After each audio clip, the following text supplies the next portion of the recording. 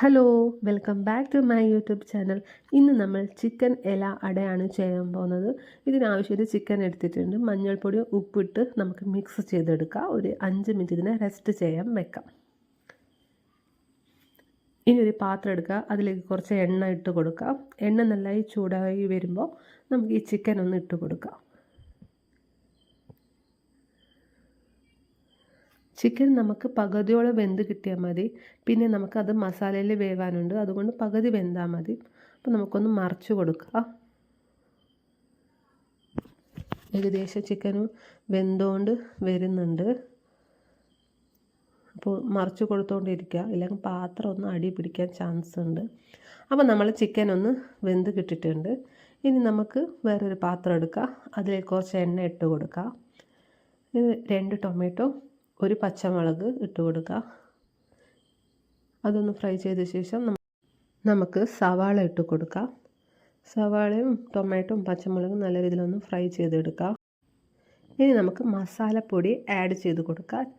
മഞ്ഞൾപ്പൊടി, മുളക് പൊടി, ഗരം മസാല, ചിക്കൻ മസാലയാണ് ഇട്ടിരിക്കുന്നത്. അതൊന്ന് മിക്സ് ചെയ്ത് കൊടുക്കുക. ഇനി ഇതിലേക്ക് പകുതി ഗ്ലാസ് വെള്ളം ആഡ് ചെയ്ത് കൊടുക്കുക. അതൊന്ന് മിക്സ് ചെയ്ത് കൊടുക്കുക. ഇനി നേരത്തെ വേവിച്ച ചിക്കനെ ഞാൻ ചെറിയ പീസാക്കിയിട്ടുണ്ട്. അപ്പോൾ അതൊന്ന് ഇതിലേക്ക് ഇട്ട് കൊടുക്കുന്നുണ്ട്. ഇനി നല്ല മിക്സ് ചെയ്ത് കൊടുക്കുക. മസാല എല്ലാ സൈഡൊന്ന് പിടിക്കണം. അപ്പോൾ ചിക്കൻ ഇല അടയ്ക്കും ചിക്കൻ്റെ മസാല റെഡി ആയിട്ടുണ്ട്. വളരെ ടേസ്റ്റി ആയൊരു മസാല ആണ് ഇത്. നമുക്ക് ദോശയുടെ കൂടെയൊക്കെ കഴിക്കാനൊക്കെ ടേസ്റ്റാണ്. അപ്പോൾ ഉപ്പെല്ലാം കുറഞ്ഞിട്ടുണ്ടെങ്കിൽ ഉപ്പിട്ട് കൊടുക്കുക. ഞാൻ പിന്നെ ചിക്കൻ മസാല കുറഞ്ഞിട്ടുണ്ട്, അതുകൊണ്ട് 1 ടേബിൾ സ്പൂൺ ചിക്കൻ മസാല ഇട്ട് കൊടുക്കുന്നുണ്ട്.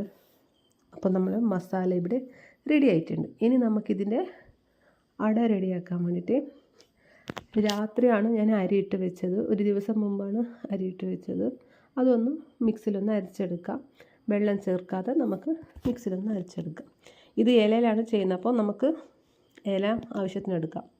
ഇത് മിക്സിയിൽ വെള്ളം ചേർക്കാതെ അരി ഞാൻ അരച്ചെടുത്തത്. വേണമെങ്കിൽ നമുക്ക് തേങ്ങ ഇട്ട് കൊടുക്കാം. ഇനി കയ്യിലൊക്കെ പറ്റുന്നുണ്ടെങ്കിൽ കുറച്ച് വെള്ളം ആഡ് ചെയ്തിട്ട് നമുക്കൊന്ന് പ്രസ് ചെയ്ത് കൊടുക്കാം.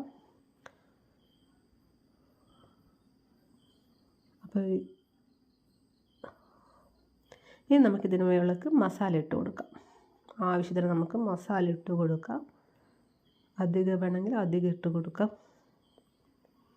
അപ്പോൾ ഇതിൻ്റെ സൈഡൊക്കെ മടക്കി കൊടുക്കാം. നമുക്ക് 2 സൈഡ് മടക്കി കൊടുക്കാം. ഞാൻ ഇത്രയാണ് ചെയ്തിട്ടുണ്ട് ചിക്കൻ ഇല അട. അപ്പോൾ നമുക്കിത് ഇഡ്ഡലിയുടെ പാത്രത്തിൽ വേവാൻ വെക്കാം. വെള്ളം നല്ല ചൂടായി വരുമ്പോൾ നമുക്ക് ഇതിനെ വെച്ച് കൊടുക്കാം. ഒരു 15 മിനിറ്റ് ഇത് വെന്ത് കിട്ടും നമുക്ക്. അപ്പോൾ നമ്മൾ അപ്പം വെന്ത് കിട്ടിയിട്ടുണ്ട്. അപ്പോൾ നോക്കൂ, ചൂടോടെ കഴിക്കാൻ ഭയങ്കര ടേസ്റ്റാണ്. ഇത് എൻ്റെ മമ്മി പറഞ്ഞൊരു റെസിപ്പി കൂടിയാണ്.